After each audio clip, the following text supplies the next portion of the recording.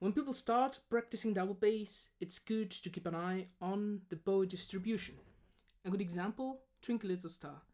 We use the whole bow for the half note and half of the bow for the quarter note. This is true for beginners, but later on when playing orchestral excerpts, we have to look for the short notes under the slur.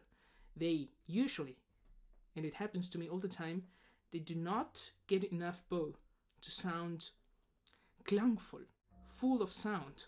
If we start close to the frog, the first bar works quite well, but later on we don't have enough bow for the two triplets under the slur.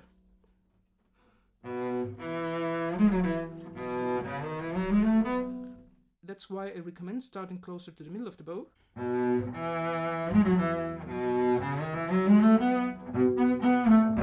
If we practice the bow arm alone, it should look a bit like this.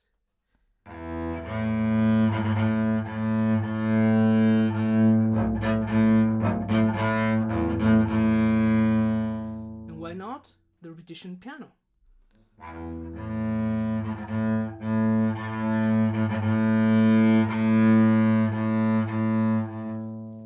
And we'll close the phrase, or we end the phrase, with a gentle diminuendo. The same for the 16th notes. They usually get less attention and they don't sound properly, I believe.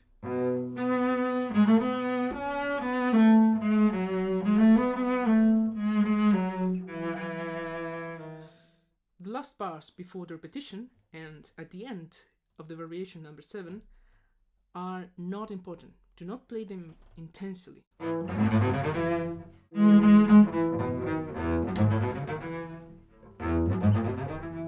Nothing important.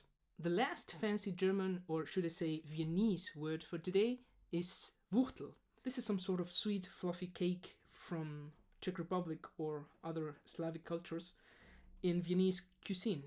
Viennese musicians use this word to talk about an ugly note with a tasteless crescendo in it.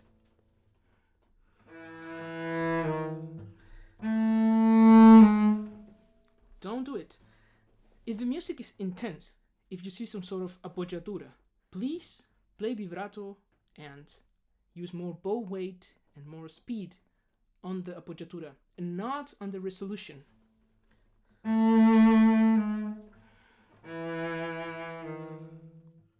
I've seen too many basses playing like this. But I believe that the vibrato makes the resolution more important than the tension. It doesn't mean I believe I'm right.